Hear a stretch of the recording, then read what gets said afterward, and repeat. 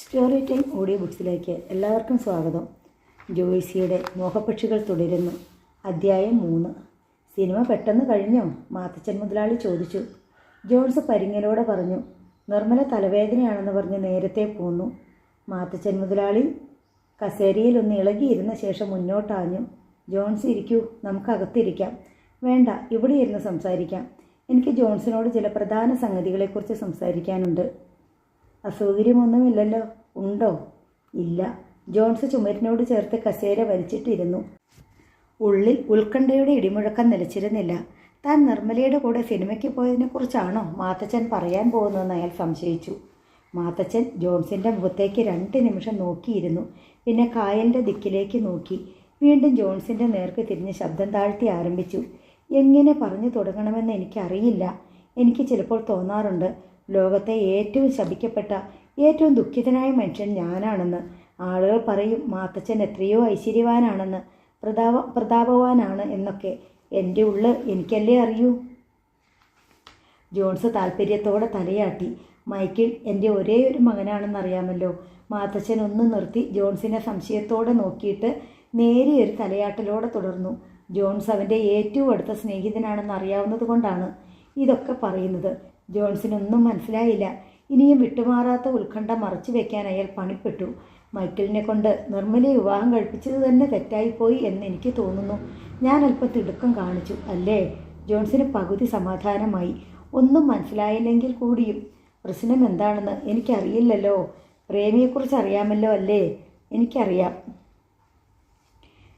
എനിക്ക് ആ ബന്ധത്തിൽ താല്പര്യമുണ്ടായിരുന്നില്ല. എങ്കിലും ഞാൻ എതിർത്തു. എന്നിട്ടും അത് തകർന്നു. എൻ്റെ മകനെയും തകർത്തു. എങ്ങനെ? എന്താണ് സംഭവിച്ചതെന്ന് എനിക്ക് ഇനിയും അറിയില്ല. പ്രേമിയുടെ ഭാഗത്തു നിന്നാണ് ചതിയുണ്ടായതെന്ന് ഞാൻ ഉറപ്പിച്ചു പറയാം. അവൾ വേറെ വിവാഹം കഴിച്ചു. ജോൺ സംഭരപ്പോടെ മാത്തച്ഛനെ നോക്കി. പ്രേമ എൻ്റെ മകന് ചേരുകയില്ലെന്ന് എനിക്ക് പലപ്പോഴും തോന്നിയിട്ടുണ്ട്. അവളൊരു ഫ്ലർട്ടാണെന്ന് ഞാൻ യോജിക്കുന്നില്ല. എൻ്റെ തോന്നലായിരിക്കാം. ജോൺസിന് എന്നേക്കാൾ നന്നായി അറിയാമല്ലോ പ്രേമയെ. ഞാൻ പറയാൻ ഉദ്ദേശിച്ചത് അതല്ല. ആ ബന്ധം തകർന്ന ശേഷം മൈക്കിൾ ആകെ മാറിപ്പോയി. അവന് ജീവിതം മടുത്തു. എത്ര ചീത്തയാകാമോ അത്രയും ചീത്തയായി. ഞാൻ വിശദീകരിക്കുന്നില്ല. ഒരു വിവാഹം കഴിച്ച് അതിലൂടെയെങ്കിലും അവനെ ജീവിതത്തിലേക്ക് തിരിച്ചെടുക്കാൻ കഴിയുമെന്ന് ഞാൻ കരുതി. പക്ഷേ ഒരു പാവം പെൺകുട്ടിയെ കൂടി ഞാൻ നശിപ്പിച്ചു. മാത്തച്ചൻ മുതലാളിയുടെ കണ്ടമിടറി. അദ്ദേഹം പുറകോട്ട് ചാരിയിരുന്ന് ദീർഘമായി നിശ്വസിച്ചു. അവർക്കിടയിൽ വളരെ ദൂരമുണ്ട്, വളരെ. ജോൺസ് അത് മനസ്സിലാക്കിയിട്ടുണ്ടാകും. ബിസിനസ്സും കൂടി ഞാൻ അവനെ ഏൽപ്പിച്ചു കൊടുത്തിരുന്നു. പക്ഷേ അവൻ അതൊരു മറയാക്കിയെടുത്തു. ബിസിനസ്സെന്നും പറഞ്ഞ് ചുറ്റിക്കറങ്ങും. മാസത്തിൽ 1-2 ദിവസമേ വീട്ടിൽ തങ്ങൂ. അപ്പോഴും മുറി അടച്ചിരിക്കും. നിർമ്മലയുടെ ദുഃഖവും ശാപവും ഞാൻ കാണുന്നുണ്ട്. അവളുടെ ശാപം കൂടി എനിക്ക് കിട്ടുമെന്ന് തോന്നുന്നു. മാത്തച്ചൻ മുതലാളി കണ്ണടയെടുത്ത് വെറുതെ തുടച്ചുകൊണ്ട് അല്പനേരം ചിന്താധീനനായിരുന്നു. നിർമ്മല നേരത്തെ പുറത്തിറങ്ങുക പോലും ഇല്ലായിരുന്നു. ആരുമായി സംസാരിക്കുകയുമില്ല. വെറുതെ ഇരുന്ന് കരയും. അത് കാണുമ്പോൾ മനസ്സ് തകർന്നു പോകും. ഇപ്പോൾ കുറേ മാറ്റം കാണുന്നുണ്ട്. That's a good sign. Jones ശ്രദ്ധയോടെ കേട്ടിരുന്നു. നിങ്ങളുമായി അവൾക്ക് നല്ല ഫ്രണ്ട്ഷിപ്പ് ഉണ്ടല്ലോ. നിങ്ങൾ മൈക്കിളിൻ്റെയും സ്നേഹിതനാണ്. ആ നിലയ്ക്ക് അവരെ തമ്മിൽ അടുപ്പിക്കാൻ നിങ്ങൾക്ക് കഴിയും. അവരുടെ പ്രശ്നങ്ങൾ എന്താണെന്ന് മനസ്സിലാക്കാനും കഴിയും. ഇല്ലേ? ഞാൻ അപേക്ഷിക്കുകയാണ്. അത്രയേറെ വേദന എനിക്കുണ്ട്. ഞാൻ ശ്രമിക്കാം. All right. നിർമ്മല നിങ്ങളുടെ സ്വന്തം സഹോദരിയാണെന്ന് കരുതിയാൽ മതി. അവൾ പാവമാണ്, ബുദ്ധിമതിയാണ്. കാര്യങ്ങൾ അവൾക്ക് മനസ്സിലാകും. തീർച്ചയായും ഞാൻ ശ്രമിക്കാം.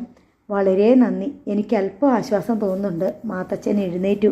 Then good night. Good night. Mathachan പോയതിനു ശേഷവും ജോൺസ് ചിന്തയിൽ മുഴുകി വളരെ നേരം വരാന്തയിലിരുന്നു.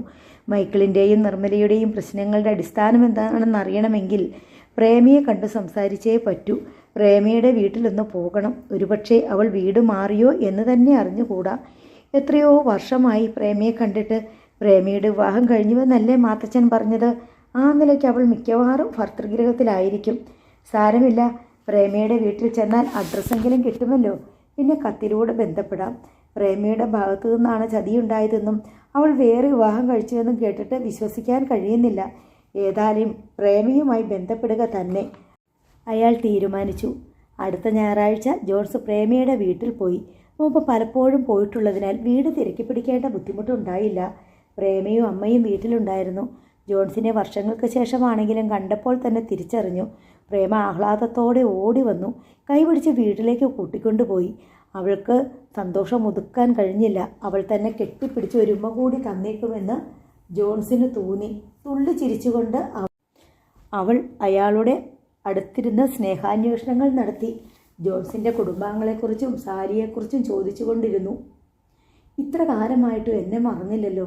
എനിക്ക് സന്തോഷമായി. എന്നെ കാണാൻ വരണമെന്ന് തോന്നിയല്ലോ. ദൈവമേ, ഇനി എന്നെങ്കിലും കാണാൻ കഴിയുമെന്ന് കരുതിയതാണോ? അവൾ കൂടെ കൂടെ പറഞ്ഞുകൊണ്ടേയിരുന്നു. മൈക്കിളിൻ്റെ കമ്പനിയിലാണ് തനിക്കിപ്പോൾ ജോലിയെന്ന് പറഞ്ഞപ്പോൾ പ്രേമയുടെ മുഖം മങ്ങിയത് ജോൺസ് ശ്രദ്ധിച്ചു. പ്രേമ അയാളെ ഊണ് കഴിക്കാൻ ക്ഷണിച്ചുകൊണ്ടുപോയി. ഊണ് കഴിച്ചുകൊണ്ടിരുന്നപ്പോൾ അവൾ പറഞ്ഞു, ആളങ്ങ് മാറി, കുറെ കൂടി പൗരുഷം വന്നിട്ടുണ്ട്. കുറെ തടിച്ച് പൊക്കം വയ്ക്കുകയും ചെയ്തു. പ്രേമയും മാറി. ജോൺസ് അവളെ നോക്കിക്കൊണ്ട് പറഞ്ഞു. പ്രേമ മുമ്പത്തേക്കാൾ മെലിഞ്ഞിരിക്കുന്നു. മുഖമിളറി, കാന്തി മങ്ങിയിരിക്കുന്നു. കഴുത്തടങ്ങളിൽ കറുത്ത അർത്ഥവളയങ്ങൾ. ജോൺസിൻ്റെ വിവാഹം? പ്രേമ ചോദിച്ചു. ഇതുവരെ ആയില്ല. സാരിപ്പെണ്ണ് മുഷിഞ്ഞു കാണൂലോ. ഞങ്ങൾക്ക് മടുപ്പൊന്നുമില്ല. ഗന്ധർവ്വവിവാഹം നടത്തി കാണും. പ്രേമ കുസൃതിയോടെ ചിരിച്ചു. മനസ്സുകൊണ്ട്. പ്രേമയുടെ വിവാഹത്തിനൊരു ക്ഷണക്കത്ത് പോലും അയച്ചില്ലല്ലോ. ആകട്ടെ പ്രേമയുടെ ഭർത്താവ് എങ്ങനെ? ഓ, പ്രേമ താല്പര്യമില്ലാത്ത ഭാവം കാട്ടി. ആകട്ടെ കുട്ടികൾ ഇല്ല. ജീവിതം മുഴുവൻ മധുവിധു എന്നായിരിക്കും. പ്രേമ ഒന്ന് മന്ദഹസിക്കുകയോ പോലും ചെയ്യാതിരുന്നത് കണ്ടപ്പോൾ എന്തോ പന്തികേടുണ്ടെന്ന് ജോൺസിന് തോന്നി. ഊണിന് ശേഷം പ്രേമ അയാളെ തൻ്റെ മുറിയിലേക്ക് കൂട്ടിക്കൊണ്ടുപോയി. 2 കസേരകളിൽ പരസ്പര അഭിമുഖം അവർ ഇരുന്നു. മൈക്കിളിനെക്കുറിച്ച് സംസാരിച്ച് തുടങ്ങിയപ്പോൾ പ്രേമയുടെ മുഖയിരുളുന്നത് ജോൺസ് ശ്രദ്ധിച്ചു. നിങ്ങൾ രണ്ടുപേർക്ക് എന്താണ് സംഭവിച്ചത്? എനിക്ക് അത്ഭുതം തോന്നുന്നു. പ്രേമ മറുപടിയൊന്നും പറഞ്ഞില്ല. പ്രേമയാണ് കുഴപ്പമുണ്ടാക്കിയതെന്ന് ഞാൻ അറിഞ്ഞു. മൈക്കിളാണെങ്കിൽ അമ്പേ തകർന്നു. അയാളുടെ വിവാഹബന്ധമെന്നല്ല, കുടുംബം ആകെ കൂടി തകർന്നിരിക്കുകയാണ്.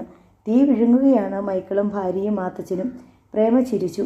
ഇതൊരു സന്തോഷ വാർത്തയാണ്. ദൈവം എന്നൊരാളുണ്ടല്ലോ. അദ്ദേഹം അവനെ വെറുതെ വിടുമോ? ജോൺസ് അവളെ തുറച്ചു നോക്കി. എല്ലാം അറിഞ്ഞു കഴിഞ്ഞപ്പോൾ എനിക്ക് വളരെ ദുഃഖം തോന്നി. ജോൺസ് എല്ലാം അറിഞ്ഞിട്ടില്ല. നിങ്ങൾ തമ്മിൽ പിരിയാനുള്ള കാരണം എന്താ? എനിക്കത് ഇപ്പോഴും മനസ്സിലാക്കാൻ കഴിയുന്നില്ല. പ്രേമ അല്പനേരം ചിന്താധീനിയായി ഇരുന്നു. മറുപടി പറയണോ വേണ്ടയോ എന്ന് ശങ്കിക്കുന്നത് പോലെ തോന്നി.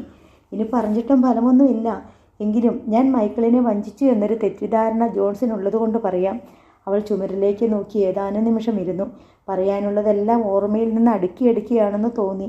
പിന്നെ വളരെ പതുക്കെ പറഞ്ഞു തുടങ്ങി. ജോൺസ് BSc കഴിഞ്ഞു പോയല്ലോ. ഞാനും മൈക്കിൾ MScക്ക് ചേർന്നു. അക്കഥയൊക്കെ മൈക്കിൾ പറഞ്ഞു കാണും. മൈക്കിൾ എന്നോട് യാതൊന്നും പറഞ്ഞിട്ടില്ല. മാത്തച്ഛൻ മുതലാളി പറഞ്ഞുള്ള അറിവേയുള്ളൂ. ജോൺസ് പോയി 1 വർഷം കഴിഞ്ഞാണ് മാറ്റം കണ്ടു തുടങ്ങിയത്. ആദ്യമൊന്നും ഞാനത് മനസ്സിലാക്കിയില്ല.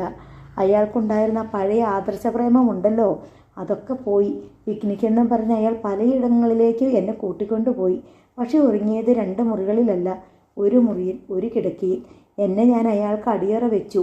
ഇപ്പോൾ ഞാനതിൽ ലജ്ജിക്കുന്നു. അയാളുടെ സെക്ഷൽ വീക്ക്നെസ്സിനെ കുറിച്ച് ഞാനൊന്നും പറയുന്നില്ല. പിന്നെ അയാൾ സ്വാർത്ഥത കാട്ടിത്തുടങ്ങി. എന്നെ നിയന്ത്രിക്കാനും ഭരിക്കാനും സംശയിക്കാനും തുടങ്ങി. ഞാൻ മറ്റ് ആൺകുട്ടികളോട് സംസാരിക്കാൻ പാടില്ല, അവരോട് ചിരിക്കാൻ പാടില്ല. അതൊക്കെ ഞാൻ സഹിച്ചു. എൻ്റെ രീതി ജോൺസൺ അറിയാമല്ലോ. ഞാൻ ആരോട് സ്വതന്ത്രമായി ഇടപെടും. അതെൻ്റെ നേച്ചറാണ്. എന്നാൽ ഞാൻ ആരോടൊക്കെ സംസാരിക്കണമെന്ന് അയാളാണ് തീരുമാനിക്കുന്നതെന്ന് വന്നാൽ? പ്രേമ ഊർന്നു വീണ സാരിത്തുമ്പ് വലിച്ചിട്ടു. എൻ്റെ അപ്പൻ പറഞ്ഞാൽ പോലും ഞാൻ ഇക്കാര്യത്തിൽ പുറകോട്ട് പോവുകയില്ല. ഞാൻ പലരുമായി പ്രേമത്തിലാണെന്നും അവരുമായി കിടക്ക പങ്കിടുന്നുവെന്നും അയാൾ ആരോപിച്ചു തുടങ്ങി. ഈവൻ ജോൺസിനെക്കുറിച്ച് പോലും അയാൾ അങ്ങനെ പറഞ്ഞു. ഞാൻ ജോൺസിനെ എൻ്റെ സഹോദരനെ പോലെയാണ് സ്നേഹിച്ചത്. ജോൺസ് തിരിച്ചും. അതൊന്നും ഞാനൊരിക്കലും മറക്കില്ല. എന്നിട്ടും അയാൾ ചോദിച്ചു, നമ്മൾ തമ്മിലുണ്ടായിരുന്ന അടുപ്പം അവിശുദ്ധമായിരുന്നില്ലേ എന്ന്. എനിക്കത് സഹിക്കാൻ കഴിഞ്ഞില്ല. കുറേയേറെ കരഞ്ഞു. അയാൾക്കെന്തോ മാനസിക രോഗമാണെന്ന് കരുതി കുറേ ഉപദേശിച്ചു. അതൊന്നും കേൾക്കാൻ അയാൾക്ക് കാതുകളില്ലായിരുന്നു. അയാൾ വിളിക്കുന്ന സമയത്ത് ഞാൻ ചെന്നുകൊള്ളണം. ഇല്ലെങ്കിൽ അയാൾ അപവാദ ആരോപണം നടത്തും. എനിക്കൊരു ഹൃദയമുണ്ടെന്നുള്ളത് അയാൾ വിസ്മരിച്ചു. എൻ്റെ വ്യക്തി സ്വാതന്ത്ര്യത്തെ തരിമ്പ് വകവയ്ക്കുന്നില്ലെന്ന് കണ്ടപ്പോൾ അയാൾ പ്രതിഷേധിച്ചു. അപ്പോഴയാൾ ഭീഷണി തുടങ്ങി. ഒരിക്കൽ അയാൾ നിർദ്ദേശിച്ചിരുന്ന ഹോട്ടലിൽ ചെല്ലാതിരുന്നതിന് സഹപാഠികളുടെ മുമ്പിൽ വെച്ച് ആക്ഷേപിച്ചു. അയാൾ പറഞ്ഞ വാക്കുകൾ ഇവിടെ പറയാൻ കൊള്ളില്ല. പിന്നെ അതൊരു പതിവായി. എനിക്ക് ആദ്യമായി വെറുപ്പ് തോന്നി. കുറേ നാൾ അകന്ന് പെരുമാറാൻ ഞാൻ തീരുമാനിച്ചു. അതിനിടയിൽ അയാൾ മദ്യപാനവും ആരംഭിച്ചു. MScക്ക് ഞാൻ ജയിച്ചു. അയാൾ തോറ്റു. ഞാൻ വീട്ടിലേക്ക് പോന്നു. അപ്പോൾ കാറുമായി വീട്ടിൽ വന്ന് ശല്യം ചെയ്തു തുടങ്ങി. ഞാൻ അയാളോടൊപ്പം അയാൾ വിളിക്കുന്നിടത്തേക്ക് ചെന്നില്ലെങ്കിൽ ഭീഷണിയും ചീത്തവിളിയുമായി. ഒരു ദിവസം ഇവിടെ വന്നു പറഞ്ഞു വിവാഹം ഉടനെ നടത്തണമെന്ന്. മൈക്കിളിന് പ്രേമയോടുള്ള ഭ്രാന്തമായ സ്നേഹമാണ്. ഈ വിക്രിയകളൊക്കെ കാട്ടിക്കൂട്ടാൻ പ്രേരിപ്പിച്ചതെന്ന് പ്രേമിക്ക് ക്ഷമിക്കാമായിരുന്നു. ജോൺസ് പറഞ്ഞു. ഉവ്വ്, ഞാൻ ചിന്തിച്ചു, വളരെയധികം ചിന്തിച്ചു. രാത്രികളിൽ ഉറക്കമൊഴിച്ച് ആലോചിച്ചു. അന്നൊക്കെ ഞാൻ അനുഭവിച്ച വേദന എനിക്കേ അറിയൂ. അയാളുടെ ജീവിതത്തിൽ എൻ്റെ സ്ഥാനം ഭ്രാന്തമായി സ്നേഹിക്കപ്പെടുകയും ഭ്രാന്തമായി സംശയിക്കപ്പെടുകയും ചെയ്യുന്ന ഒരടിമയുടേതായിരിക്കുന്നു എന്ന് ഞാൻ മനസ്സിലാക്കി. അത്തരമൊരു സാഡിസ്റ്റ് ക്രൂരതയ്ക്ക് എൻ്റെ ജീവിതം ബലിയാക്കി നൽകാൻ എനിക്ക് മനസ്സിലായിരുന്നു. അതുകൊണ്ട് ഞാൻ അയാളോട് പറഞ്ഞു, ഇവിടെ വെച്ച് പിരിയാമെന്നും ഇനിമേൽ നമ്മൾ തമ്മിൽ യാതൊരു ബന്ധവുമില്ലെന്നും. വാസ്തവത്തിൽ എനിക്കായിരുന്നു നഷ്ടമെങ്കിലും ഞാനത് സഹിച്ചു. വീട്ടുകാർ ഇത്രയും പെട്ടെന്ന് എനിക്ക് വേറെ വിവാഹം ആലോചിച്ചു. ഒരു സബ് ഇൻസ്പെക്ടറായിരുന്നു വരൻ. ആ വിവാഹം നടന്നു. അതാണ് സംഭവിച്ചത്. പറഞ്ഞു നിർത്തിയിട്ട് അവൾ കിതപ്പോടെ ചുമരിലേക്ക് നോക്കിയിരുന്നു. അല്പം കഴിഞ്ഞ് പരവശിയായ മട്ടിൽ ജോൺസന്റെ നേർക്ക് മുഖം തിരിച്ചു. ഞാൻ എന്ത് തെറ്റാണ് ചെയ്തത്? ഞാൻ എങ്ങനെയാണ് അയാളെ വഞ്ചിച്ചത്? ജോൺസ് മറുപടി പറഞ്ഞില്ല. അയാളും അയാളുടെ കുടുംബവും എങ്ങനെയെല്ലാമോ നശിക്കട്ടെ, എനിക്കതറിയേണ്ട കാര്യമില്ല. പ്രേമയുടെ മിഴികൾ നിറഞ്ഞു. അവൾ ഗദ്ഗതത്തോടെ കൂട്ടിച്ചേർത്തു. തീർന്നില്ല ജോൺസ്, ഇനിയുമുണ്ട്. അവൾ എഴുന്നേറ്റ് ഷെൽഫ് തുറന്ന് ഒരു കെട്ട് കടലാസുകൾ എടുത്ത് ടീപ്പോയ്മേൽ വെച്ചു. അനന്തരം കസേരയിൽ ഇരുന്നു കൊണ്ട് പറഞ്ഞു, മൈക്കിളിനെ ഞാൻ സ്നേഹിച്ച അന്ന് മുതൽ പിരിയുന്നത് വരെ ഞാൻ അയാൾക്ക് എഴുതിയ കത്തുകളാണിത്. സ്വാഭാവികമായും ഞങ്ങൾ ഒന്നിച്ചു കഴിഞ്ഞ സന്ദർഭങ്ങളെക്കുറിച്ച് ഇതിൽ പരാമർശിച്ചിട്ടുണ്ട്. ഇത് വായിക്കുന്ന ഏതെങ്കിലും ഭർത്താവ് ഇതെഴുതിയ സ്ത്രീയെ തൻ്റെ ഭാര്യയായി തുടരാൻ അനുവദിക്കുമോ? അവളുടെ കവിളിലൂടെ നീർത്തുള്ളികൾ ഉരുണ്ടു വീണു. ഈ കത്തുകൾ അത്രയും അയാൾ എൻ്റെ ഭർത്താവിന് അയച്ചു കൊടുത്തു. 1.5 വർഷമായി ഞാൻ ഈ വീട്ടിൽ തിരിച്ചെത്തിയിട്ട്. അദ്ദേഹം ഡൈവോഴ്സിന് കേസ് ഫയൽ ചെയ്തിരിക്കുന്നു. തെളിവിനായി കുറേ കത്തുകൾ കൈവശം വെച്ചിട്ട് ബാക്കി എനിക്ക് അയച്ചു തന്നതാണിത്. ജോൺസ് സ്തബ്ധനായിരുന്നു. അയാൾ എൻ്റെ ജീവിതം തകർത്തു. പ്രേമ മുഖംപൊത്തി വിങ്ങിപ്പൊട്ടി. ഞാൻ എന്ത് തെറ്റ് ചെയ്തു? എനിക്കുള്ള സകലതും നൽകി സ്നേഹിച്ചതല്ലാതെ. ആ വീട്ടിൽ നിന്ന് യാത്ര പറഞ്ഞിറങ്ങുമ്പോൾ പ്രേമയുടെ വാക്കുകൾ ജോൺസിൻ്റെ ഉള്ളിൽ മുഴുങ്ങിക്കൊണ്ടിരുന്നു. കണ്ണീരൊലിക്കുന്ന മുഖം മായാതെ നിന്നു. മൈക്കിളിനെ ശപിക്കാൻ തോന്നി. ഒരു യുവതിയുടെ ജീവിതം തകർത്തവൻ. ഒന്നോ എത്ര പേരുടെ ജീവിതമാണ് അയാൾ തകർത്തുകൊണ്ടിരിക്കുന്നത്? അയാൾ എന്തിനീ ക്രൂരത കാട്ടി? എന്തിന്? അയാൾക്ക് അതുകൊണ്ട് എന്ത് നേട്ടമുണ്ടായി? ചോദിക്കണം. ജോൺസ് ഔട്ട് ഹൗസിലെത്തിയപ്പോൾ രാത്രി 10 മണി കഴിഞ്ഞിരുന്നു. ചെന്നപാടെ കിടക്കയിൽ കയറിക്കിടന്നു. പ്രശ്നങ്ങളുടെ നടുവിലേക്കാണ് താൻ വന്നുപെട്ടിരിക്കുന്നതെന്ന് അയാൾക്ക് തോന്നി. 11 മണിയായിട്ടുണ്ടാവും. ആരോ വാതിലിൽ മുട്ടുന്ന ശബ്ദം കേട്ട് അയാൾ ഞെട്ടിപ്പിടഞ്ഞെഴുന്നേറ്റു. അസമയത്ത് ആരാണെന്ന് ശങ്കിച്ചുകൊണ്ട് വാതിൽ തുറന്നു. നിർമ്മല. രാത്രിയിൽ ബുദ്ധിമുട്ടിച്ചതിൽ ക്ഷമിക്കണം, ദീനമായ സ്വരത്തിൽ പറഞ്ഞിട്ട് അവൾ അകത്ത് കിടന്നു. ജോൺസ് പകച്ചു. മൈക്കിളിൻ്റെ ഭാര്യ അസമയത്ത് തൻ്റെ മുറിയിൽ. ഇവളോട് എന്താണ് പറയേണ്ടത്? അവനവൻ്റെ മനസാക്ഷിയെ എത്രയധികം മണ്ണാങ്കട്ട. നിർമ്മല ഇപ്പോഴിവിടെ വരരുതായിരുന്നു. എനിക്ക് ചില കാര്യങ്ങൾ. അതിപ്പോഴാണ് പറയേണ്ടത്. അങ്ങേയറ്റത്തെ മര്യാദകേടാണ്. ജോൺസ് ഇവിടെ ഉണ്ടായിരുന്നില്ല. ഇപ്പോഴാണ് മുറിയിൽ വെളിച്ചം കണ്ടത്. നിർമ്മല പോകൂ. അവൾ ഉമനീര് ഇറക്കിയ ശേഷം എന്തോ പറയാൻ ഭാവിച്ചു. ജോൺസ് എൻ്റെ മുഖം ചുവന്നു. കണ്ണുകൾ ഇറുകി. അയാൾ വാതിലിന് വിരൽ ചൂണ്ടി പല്ല് കടിച്ചു. പുറത്തേക്ക്. അയാളുടെ ക്രോധം കണ്ടിട്ട് തന്നെ കഴുത്തിന് പിടിച്ച് പുറന്തള്ളിയേക്കുമെന്ന് അവൾ ഭയന്നു. പിന്നോട്ട് 2 ചൂട് വെച്ച ശേഷം അവൾ തിരിഞ്ഞ് വാതിലിന് വെളിയിൽ കടന്നു. ജോൺസ് രോഷത്തോടെ വാതിൽ ചവിട്ടിയടിച്ച് തഴുതിട്ടു. തിരിച്ചു വന്ന് കസേരയിലിരുന്നു. നിർമ്മല മുഖം കുനിച്ച് കണ്ണു തുറിച്ചുകൊണ്ട് നടന്നു പോകുന്നത് ജനാലയിലൂടെ കാണാമായിരുന്നു. ജോൺസ് മേശമേൽ തലവെച്ച് കിടന്നു. ഒരിക്കലെങ്കിലും അവളെ തോൽപ്പിക്കാൻ കഴിഞ്ഞതിൻ്റെ ചാരിതാർത്ഥ്യം അയാൾ അനുഭവിച്ചു. ഒപ്പം അസഹ്യമായൊരു ആത്മവേദനയും. മൈക്കിൾ ഗ്ലാസുകളിലേക്ക് മദ്യം പകരുന്നത് നോക്കി ജോൺസ് സോഫയിൽ ചാരിയിരുന്നു. എന്നിട്ട് ഗ്ലാസുകളിൽ തണുത്ത വെള്ളമൊഴിച്ച് നിറപ്പിച്ചുകൊണ്ട് മൈക്കിൾ താല്പര്യമില്ലാതെ ചോദിച്ചു, ഞാൻ പ്രേമയെ കണ്ടു. പെട്ടെന്ന് ലൈറ്റ് അണഞ്ഞു. നാശം. മൈക്കിൾ മുരണ്ടു. ഉടനെ തന്നെ ലൈറ്റ് പ്രകാശിച്ചു. അത് ശരി, പറയൂ. മൈക്കിൾ ഇത്ര ക്രൂരനാണെന്ന് ഞാൻ കരുതിയില്ല. വീണ്ടും ലൈറ്റ് അണഞ്ഞു. ഇരുട്ടിൽ നിന്നും കുഴങ്ങിയുള്ള ചിരി കേട്ടു. നിന്റെ ജീവിതമോ നശിച്ചു, അവളുടേതും കൂടി നീ. പിന്നെ അവൾ എന്തൊക്കെ പറഞ്ഞു? നിന്റെ വൃത്തികെട്ട ചരിത്രം മുഴുവൻ. നീ അത് മുഴുവൻ വിശ്വസിക്കുകയും ചെയ്തു. ഞാനൊന്ന് ചോദിക്കട്ടെ, ഇതുകൊണ്ടൊക്കെ നീ എന്ത് നേടി? ഇരുട്ടിൽ തൊട്ടടുത്ത് നിന്നും വീണ്ടും ചിരി. പിന്നെ ആ മദ്യം സിപ്പ് ചെയ്യുന്ന നേർത്ത ശബ്ദം. ഭൂമിയിൽ ആർക്കെങ്കിലും ഒരു സ്ത്രീയോട് ഇതിൽ കൂടുതൽ ദ്രോഹം ചെയ്യാൻ കഴിയുമോ? അതുകൊള്ളാം. ഞാനവളെ സ്നേഹിക്കുകയാണ് ചെയ്തത്. ഞാൻ എങ്ങനെയാണ് അവളെ സ്നേഹിച്ചതെന്ന് അവളുടെ ഭർത്താവ് കൂടി അറിയട്ടെ എന്ന് കരുതി. പ്രേമയുടെ നന്മയ്ക്ക് വേണ്ടിയാകും നീ ആ കത്തുകൾ. ജോൺസിൻ്റെ സ്വരത്തിൽ രോഷം പതഞ്ഞു. ഊവ്, കത്തുകൾ സ്നേഹത്തിൻ്റെ സാക്ഷിപത്രങ്ങളായിരുന്നു. അവൾ വേറെ അവകാശിയെ കണ്ടെത്തിയപ്പോൾ അതെനിക്ക് ആവശ്യമില്ലാതായി. പുതിയ അവകാശിക്ക് ഞാനത് കൈമാറി. അയാളുടെ ഒരുതരം വൃത്തികെട്ട ചിരി. ജോൺസന് എഴുന്നേറ്റ് പോകാൻ തോന്നി. പക്ഷേ ഇരുട്ടാണ്. ഞാൻ അങ്ങനെ ചെയ്യണമെന്ന് വിചാരിച്ചതല്ല. പക്ഷേ അവൾ ഒരു ക്ഷണക്കത്തയച്ചു അവളുടെ വിവാഹത്തിന്. അതല്ലേ മര്യാദ? അതെ അതെ, സ്നേഹത്തോട് പ്രതികാരം ചെയ്യാൻ ഇതിനേക്കാൾ വലിയ മാർഗമുണ്ടോ? അവൾ ആണൊരുത്തൻ്റെ കൂടെ പോവുകയാണെന്ന് അറിയിക്കുകയായിരുന്നു, അതും ഞാൻ തകർന്നിരിക്കുമ്പോൾ. ഞാൻ കൂടുതൽ തകരുമെന്ന് അറിഞ്ഞുകൊണ്ട് മൈക്കിൾ വികാരഭരിതനായി. അയാൾ വീണ്ടും ഗ്ലാസ്സിലേക്ക് മദ്യം പകരുന്ന ശബ്ദം. മെഴുകുതിരി വേണോ? വേണമെന്നില്ല, കറണ്ട് ഉടനെ വന്നേക്കും. ജോൺസ് ജനാലയിലൂടെ പുറത്തേക്ക് നോക്കി. നഗരത്തിൻ്റെ ഒരു ഭാഗം മുഴുവൻ ഇരുളിലാണ്ട് കിടക്കുന്നു. ദൂരെ വെളിച്ചത്തിൻ്റെ ആയിരമായിരം ബിന്ദുക്കൾ. ഞാൻ അവളെ എങ്ങനെ സ്നേഹിച്ചിരുന്നുവെന്ന് നിനക്കറിയാമല്ലോ. എനിക്ക് ചില പാളിച്ചകൾ പറ്റിയിട്ടുണ്ടാവും, കാരണം സ്നേഹം കൊണ്ട് ഞാൻ അന്ധനായിരുന്നു. അവളെ എൻ്റെ മാത്രം സ്വകാര്യ സ്വത്തായി ലഭിക്കണമെന്ന് ഞാൻ ആശിച്ചു. ഇരുട്ടിൽ മൈക്കിളിൻ്റെ നിഴൽ രൂപം അവ്യക്തമായി കാണാം. തൊട്ടടുത്ത് ഇരുട്ടുമായി കണ്ണുകൾ പഴകിയതോടെ ചലനങ്ങളും തിരിച്ചറിയാമെന്ന് ജോൺസിന് തോന്നി. ഒരുപക്ഷെ പ്രേമയ്ക്ക് അവിശുദ്ധ ബന്ധങ്ങളൊന്നും ഇല്ലായിരുന്നിരിക്കാം. എങ്കിലും ഞാൻ സംശയിച്ചു, കാരണം അവൾക്ക് എന്നോടുള്ള താല്പര്യം ക്രമേണ കുറഞ്ഞു വരുന്നത് ഞാൻ അറിഞ്ഞു. എത്രയധികം അവൾ എന്നിൽ നിന്നും അകന്നു. ജോൺസ് കേൾക്കുന്നുണ്ടോ? ഇതൊന്നും നീ ചെയ്ത തെറ്റിനൊരു നീതീകരണമാകുന്നില്ല, ജോൺസ് പതുക്കെ പറഞ്ഞു. ഞാൻ അനുഭവിച്ച വേദന നിനക്ക് മനസ്സിലാകുകയില്ല, മൈക്കിൾ വികാരഭരിതനായി തുടർന്നു. എൻ്റെ താല്പര്യങ്ങളെ അവൾ അവഗണിച്ചപ്പോൾ ഞാൻ പ്രതിഷേധിച്ചുവെന്നതും ഭീഷണിപ്പെടുത്തി എന്നതും സത്യമാണ്. അവളെ വീണ്ടെടുക്കാൻ ഞാൻ ശ്രമിച്ച മാർഗങ്ങൾ വികൃതമായിരുന്നിരിക്കാം. എൻ്റെ സ്നേഹം സങ്കുചിതമായിരുന്നിരിക്കാം. ഏതൊരു സ്നേഹമാണ് സങ്കുചിതമല്ലാത്തത്? കള്ളൻ മോഷ്ടിക്കുകയില്ലെന്ന് ഉറപ്പുണ്ടെങ്കിലും നിങ്ങളുടെ നിധി തെരുവിൻ്റെ നടുവിൽ വെച്ചിട്ട് പോരുമോ നിങ്ങൾ? ഇല്ല. നിധി നിങ്ങളുടെ കൈവശമിരിക്കുമ്പോൾ നിങ്ങൾക്ക് ആനന്ദമുണ്ട്. ഞാനും അതുമാത്രമേ ആഗ്രഹിച്ചുള്ളൂ. അവൾ എനിക്ക് നഷ്ടപ്പെടരുത്. വേണമെങ്കിൽ യാതൊരു നഷ്ടങ്ങളുമില്ലാതെ എനിക്ക് അവളെ പുറന്തള്ളാമായിരുന്നു. എന്നിട്ടും ഒരു സ്ത്രീക്ക് വേണ്ടി ഒരു പുരുഷനും ചെയ്തിട്ടില്ലാത്തത് പലതും ഞാൻ ചെയ്തു. ഒരു പുരുഷനും സ്നേഹിച്ചിട്ടില്ലാത്ത വിധം സ്നേഹിച്ചു.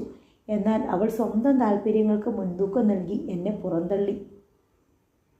മൈക്കിളിൻ്റെ ദീർഘനിശ്വാസങ്ങൾ തുടർച്ചയായി കേട്ടു. വീണ്ടും ഗ്ലാസ്സിൽ മദ്യം ഒഴിക്കുന്ന ശബ്ദം. ഗ്ലാസ് നിറഞ്ഞുവെന്ന് ജോൺസിന് മനസ്സിലായി.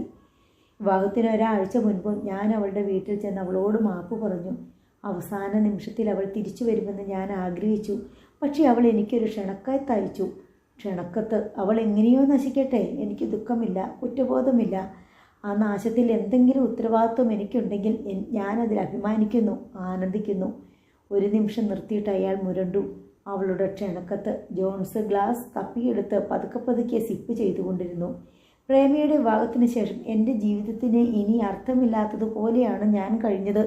ലോകത്തോടാകെ എനിക്ക് പ്രതികാരം ചെയ്യണമായിരുന്നു. ആ ചാബല്യമോർത്ത് ഇന്ന് ഞാൻ ലജ്ജിക്കുകയും ദുഃഖിക്കുകയും ചെയ്യുന്നു. എനിക്ക് സ്വയം നശിച്ചാൽ മതിയെന്നായി. അതിനു പറ്റിയ വഴികളിലൂടെ സഞ്ചരിച്ചു. ലോകത്തൊരു പുരുഷന് ധാർമ്മികമായി എത്ര ചീത്തയാകാമോ അത്രയുമായി. ഒടുവിൽ ഡാഡി മദ്രാസിൽ വന്ന് എന്നെ തേടി പിടിച്ച് കൂട്ടിക്കൊണ്ടു പോകുന്നു. ഒരു സൈക്യാട്രിസ്റ്റിൻ്റെ ട്രീറ്റ്മെൻറ്റിലായിരുന്നു കുറേ നാൾ. ഇതിനിടയിൽ മറ്റൊരു ഡോക്ടറെ കണ്ടു. VD ബാധിച്ചിരുന്നത് ചികിത്സിച്ച് ഭേദമാക്കാനും ശ്രമിച്ചു. ആദ്യമൊക്കെ വിവാഹത്തോടെ എനിക്ക് എതിർപ്പായിരുന്നു. ഡാഡിയും മറ്റും നിർബന്ധിച്ചപ്പോൾ വഴങ്ങി. കഴിഞ്ഞതെല്ലാം മറക്കാൻ കഴിഞ്ഞുവെന്ന് മാത്രം. പുതിയൊരു ജീവിതത്തെക്കുറിച്ചുള്ള പ്രതീക്ഷയും എനിക്കുണ്ടായി. അതായിരുന്നു ഏറ്റവും വലിയ ദുരന്തം. വിവാഹം കഴിഞ്ഞെങ്കിലും എനിക്കൊരു ഭർത്താവാകാൻ കഴിഞ്ഞില്ല. കിടക്കയിലെത്തുമ്പോൾ വല്ലാത്തൊരു ഭീതിയും മരവിപ്പും ബാധിക്കും. വിദഗ്ധരായ പല ഡോക്ടർമാരെയും കണ്ടു. അവർ പറയുന്നു എനിക്ക് സൈക്യാട്രിസ്റ്റിൻ്റെ സഹായമാണ് വേണ്ടതെന്ന്. എൻ്റെ ലൈംഗികാസക്തി നഷ്ടപ്പെട്ടിരിക്കുന്നു. ഫ്രിജിഡിറ്റിയാണത്രേ. ഞാൻ ശ്രദ്ധിക്കാഞ്ഞതല്ല. 2 വർഷം കഴിഞ്ഞു. ജോൺസ് സ്തബ്ധനായിരുന്നു. എൻ്റെ ജീവിതം നഷ്ടപ്പെടുന്നതിൽ എനിക്ക് ദുഃഖമില്ല. പക്ഷേ നിർമ്മല. മൈക്കിളിൻ്റെ കിതപ്പ് ഉയർന്നുയർന്ന് കേൾക്കാമായിരുന്നു. ഒരു സ്ത്രീക്കുണ്ടാക്കാവുന്ന ഏറ്റവും വലിയ ദുഃഖവും അപമാനവുമാണ് അവൾ സഹിക്കുന്നത്. അവളെ സ്വതന്ത്രയാക്കാൻ എനിക്ക് കഴിയും. പക്ഷെ പിന്നെ എന്താണ് പ്രതീക്ഷിക്കാനുള്ളത്? ഞാൻ ആർക്കു വേണ്ടിയാണ് ജീവിക്കേണ്ടത്? മൈക്കിളിൻ്റെ സ്വരയിടറി. ഗദ്ഗതപൂർണമായ ഒരു ചിരിക്ക് ശേഷം അയാൾ തുടർന്നു. ഞാൻ എങ്ങനെ അവളുടെ മുഖത്ത് നോക്കും? ഒരു വാക്ക് സംസാരിച്ചിട്ട് തന്നെ മാസങ്ങളായി. അടുത്തിരിക്കാനും ആശ്വസിപ്പിക്കാനും സ്നേഹം കൊണ്ട് പൊതിയാനും ആഗ്രഹമില്ലാഞ്ഞിട്ടല്ല. ഒന്ന് കാണാൻ ആർത്തി പൂണ്ടിട്ടാണ് ഞാൻ വല്ലപ്പോഴും വീട്ടിലെത്തുന്നത്. എന്നിട്ടൊരു കള്ളനെ പോലെ ജനാലയ്ക്ക് പിന്നിൽ മറിഞ്ഞു നിന്ന് ഞാൻ അവളെ കാണും. ഒരു കള്ളനെ പോലെ. അയാളുടെ തൊണ്ടയടഞ്ഞു. വാക്കുകൾ വല്ലാതെ ഞെരുങ്ങി അമർന്ന് വേദനിച്ച് പുറത്തു വന്നുകൊണ്ടിരുന്നു. എന്നിട്ട് ഞാൻ പ്രതീക്ഷിക്കുകയാണ് എല്ലാം ഒരിക്കൽ ശരിയാവുമെന്ന്. ആ പ്രതീക്ഷയാണ് ജീവിക്കാൻ പ്രേരിപ്പിക്കുന്നതും. തൊട്ടടുത്തു നിന്ന് ഉയർന്ന വരണ്ട ചിരി ജോൺസിനെ ഭയപ്പെടുത്തി. അല്പം കഴിഞ്ഞ് മൈക്കിൾ പിറുപിറുക്കുന്നത് കേട്ടു. എന്താണെന്ന് തിരിച്ചറിയാൻ കഴിഞ്ഞില്ല. പിന്നെ കുഴഞ്ഞ ചിരിയും ഇടയ്ക്കിടെ അസ്പഷ്ടമായ പുലമ്പലുകൾ കേട്ടു. ഞാൻ ഇറങ്ങുന്നു. ജോൺസ് എഴുന്നേറ്റു. മൈക്കിൾ അത് കേട്ടതായി തോന്നിയില്ല. Good night. ജോൺസ് തപ്പിത്തഴിഞ്ഞ മുറിയിൽ നിന്നും പുറത്തു കടന്നു. ഇടനാഴിയിലൂടെ വരാന്തിയിലെത്തി. ഔട്ട് ഹൗസിൽ അവ്യക്തമായി കാണാം. അയാൾ അങ്ങോട്ട് നടന്നു. മുറിയിലെത്തിയ ഉടൻ തന്നെ വാതിലടിച്ച് തഴുതിട്ട ശേഷം കിടക്കയിൽ നീണ്ടു നിവർന്ന് കിടന്നു. എത്ര ശ്രമിച്ചിട്ട് ഉറങ്ങാൻ കഴിഞ്ഞില്ല. പ്രേമിയുടെയും മൈക്കിളിൻ്റെയും ശബ്ദങ്ങൾ മനസ്സിലിപ്പോഴും മുഴങ്ങി നിൽക്കുന്നു. ഏതാണ് സത്യം, ഏതാണ് അസത്യം എന്ന് തിരിച്ചറിയാൻ കഴിയുന്നില്ല. അയാൾ എൻ്റെ ജീവിതം കൂടി തകർത്ത് കളഞ്ഞല്ലോ. ഞാൻ എന്ത് തെറ്റ് ചെയ്തു? എനിക്കുള്ളതെല്ലാം നൽകി സ്നേഹിച്ചതല്ലാതെ. പ്രേമിയുടെ വിങ്ങിക്കരച്ചിൽ. ലോകത്തൊരു പുരുഷനെ സ്നേഹിച്ചിട്ടില്ലാത്ത വിധം ഞാൻ അവളെ സ്നേഹിച്ചു.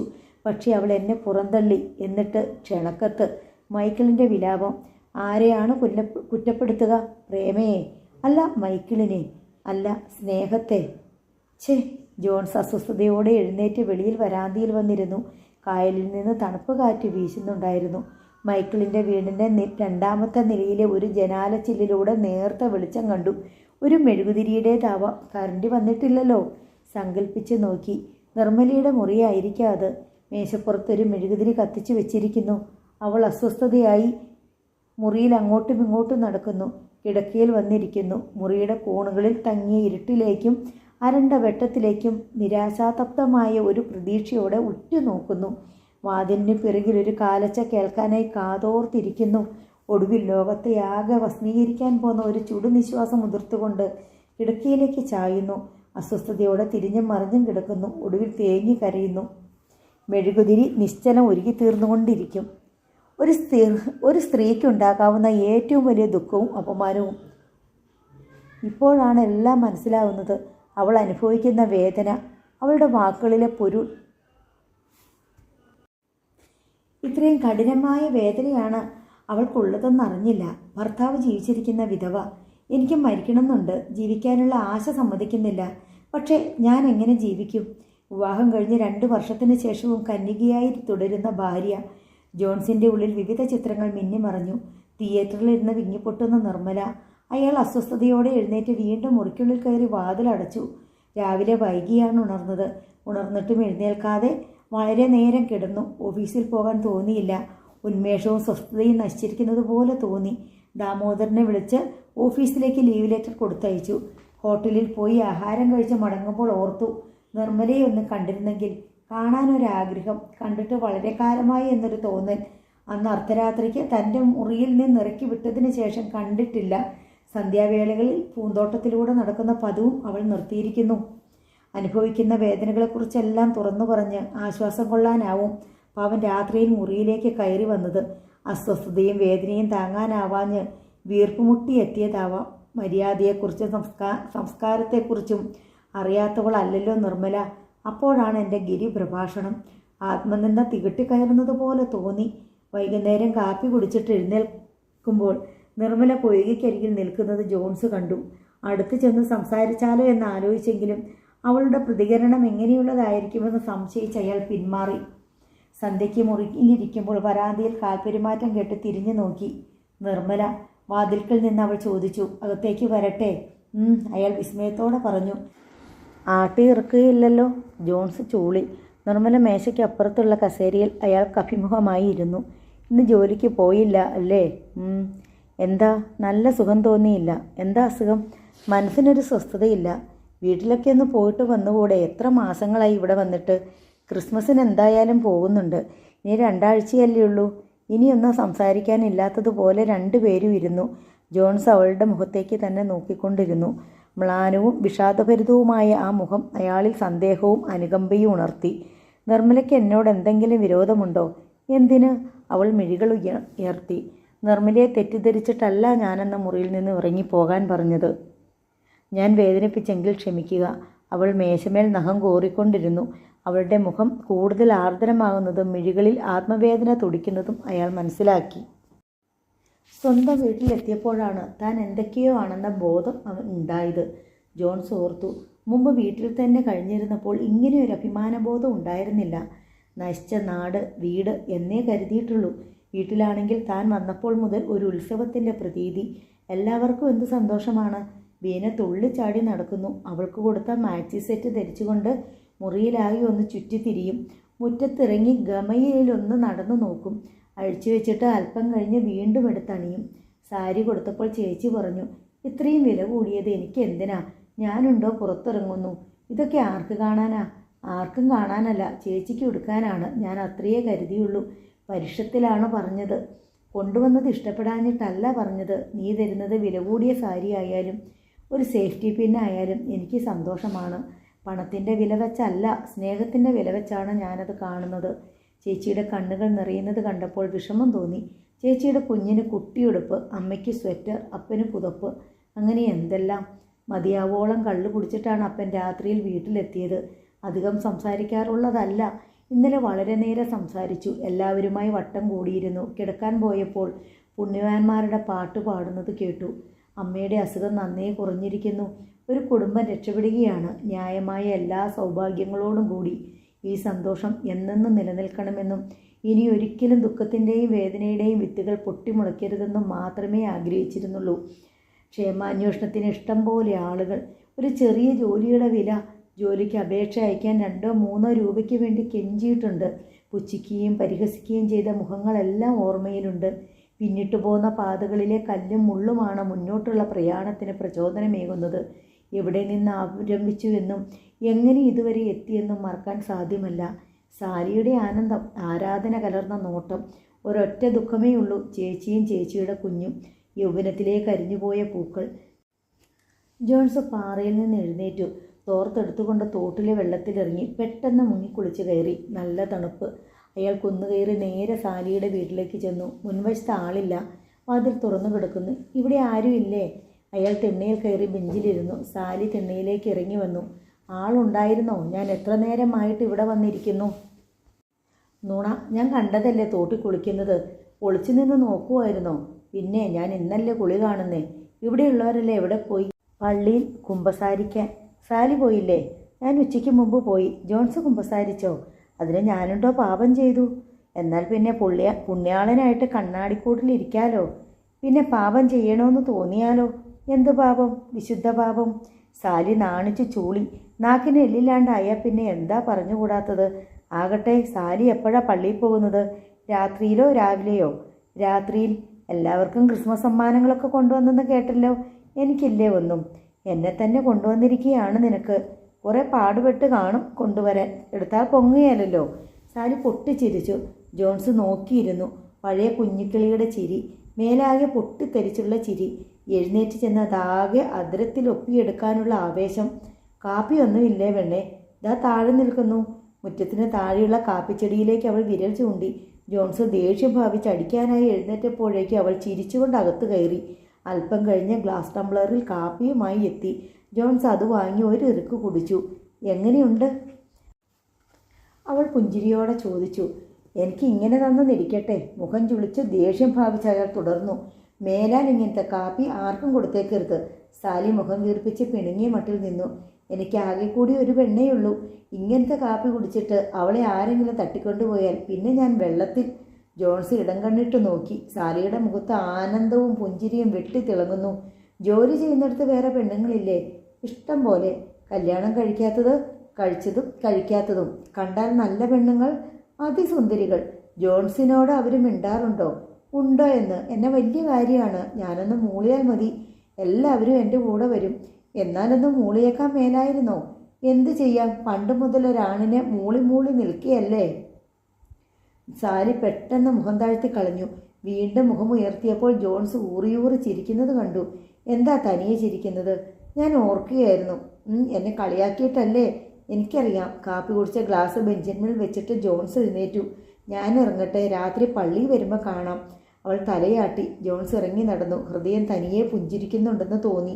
അതിനുള്ളിൽ എന്തു പൂക്കളാണ് വിടരുന്നത്, സൗരഭ്യം ചൊരിയുന്നത്. ഉറങ്ങാൻ കിടന്നപ്പോൾ വൈകി. സെലീനയാണ് ജോൺസിനെ വിളിച്ചുണർത്തിയത്. എടാ എഴുന്നേൽക്ക്, നേരെ ഒരുപാടായി.